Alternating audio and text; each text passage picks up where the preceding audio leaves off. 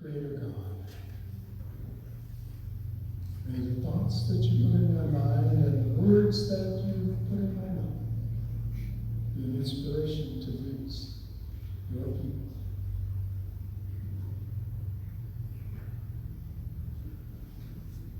So when I looked at this, or the Old Testament reading this morning, I wondered, how right is Samuel?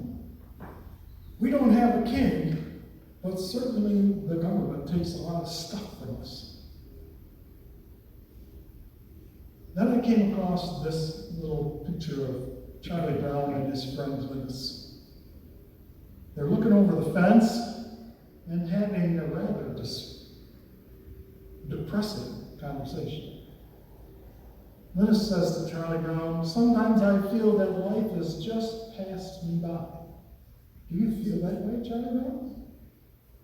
And in his normal, melancholy mood, Charlie replies, "No, I feel like it has knocked me down and walked all over me." I'm pretty sure that some days we all feel that way. Life moves fast, and if we don't keep pace, we get knocked down. And it feels like we've been run over. The world sometimes just seems to be turning backwards, and the faster we run to keep up, the further behind we get. It's no wonder that might have been a little bit how Samuel felt when the elders gathered around him at Ramah and told him he was getting too old and that his sons were not following his leading.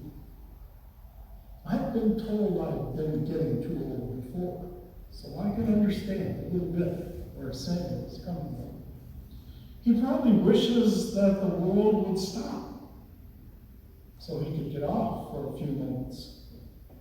His sons, Joel and Abijah, have turned away from him and the Lord, and he sent his sons away to minimize the damage they can do to the community.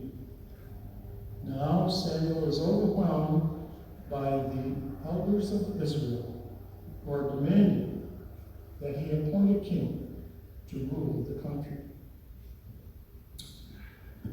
So Samuel turns to God for guidance during this challenge. And the Lord tells him that the people have not rejected him, but that they have rejected the Lord, the one who created them, the one who saved them from oppression, and the one who provided for them in the promised land.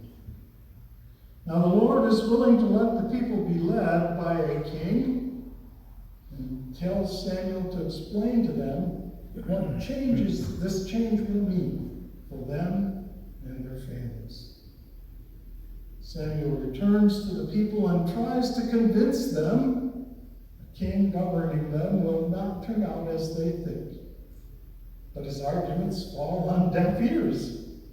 The people want a king, like other nations that surround them. Instead of being set apart and dedicated to the Lord, they want to be like everyone else, with a human leader. Like it or not, Samuel, under the direction of the Lord, will bend to the will of the people. So in our gospel reading this morning, it seems that maybe Jesus may have been dealing with some of the same types of challenges. In the section before our reading, Jesus has called the 12 disciples and sent them out in the world with authority to cast out demons. That's chapter 3, verses 13 through 19a. And in the transition to our reading, the first verse says, "Then he went home." When the crowds gather again, Jesus' family tries to restrain him to keep the people away from him. But the crowd wins out, and he's confronted by them and the Jewish authorities who call him Beelzebul. This is a designation applied by both Jesus and his opponents to be the chief of the devils. or Satan in various places throughout the Gospels. So this week the question arose about the spelling of Beelzebul. In the New Revised Standard Version and the New International Version and the Common English Bible translations, Beelzebul is spelled with an L at the end. In the King James translation, it's spelled Beelzebub, ending with a B.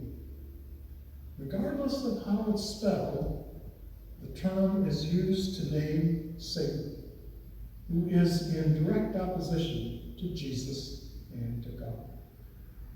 So Jesus uses two parables in his defense against the scribes. The first is an explanation that a house divided itself cannot stand. Jesus points out to the scribes that his actions have always been opposed to Beelzebul, so he cannot be working for or with him. And the second parable involves a description of how a thief must disarm a strong man before entering his house to steal from him. In this parable, the strong man would be Satan again, and his house is being plundered by Jesus. So Jesus, rather than being an ally of Satan, as the scribes have suggested, is a victorious enemy who has succeeded in tying up the strong man. Now the text says that Jesus' family came to him looking for him again. And this time, it seems like Jesus denies them in favor of those who are willing to follow him. The key verse is verse 35, where Jesus says, "Whoever does the will of God is my brother and sister and mother." Rather than interpreting Jesus' actions as denying his family, we might consider his words as extending his family to include not only his earthly family, but all of those who do the will of God. The pressure of the crowds and the criticism of the Jewish authorities has driven Jesus to seek refuge first with his human family, and then with his spiritual family, which includes all who do the will of God. In both readings this morning, Samuel and Jesus are opposed to the worldly forces of Beelzebul. Samuel was confronted by all the elders of Israel, and Jesus by the scribes who came down from Jerusalem. Samuel turns to the Lord for comfort, and Jesus went home. In spite of the pressures applied by worldly desires, God is still in charge. The Lord was there for Samuel and took the burden of the elders' criticism from him and bore it himself, saying, "Listen to the voice of the people in all that they say to you. For they have not rejected you, but they have rejected me from being king over them." That's verse 7. Jesus, who is God, turns first to his earthly family and then extends that family to include those who do the will of God. He knows that his heavenly Father is in charge and will give him the words and actions to defeat the forces of evil and the scribes. God was in charge for Samuel when the elders confronted him, and was with Jesus when he confronted the scribes in his hometown. Today, when it feels like we've been knocked down and run over by a world that we can't control, where do we turn? We might turn to family when things are not going as we planned in the hope of finding relief and comfort. Or we might even turn to our church for comfort and relief. Regardless of where we turn, we we can always turn to God. I think of home as a place of renewal.